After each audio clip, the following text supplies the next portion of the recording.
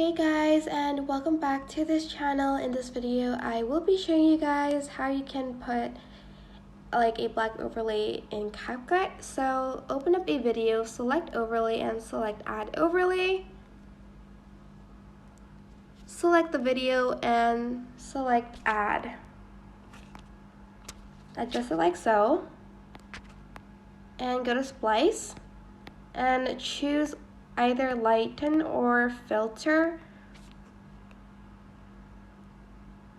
I'm just going to adjust it a little bit more like so.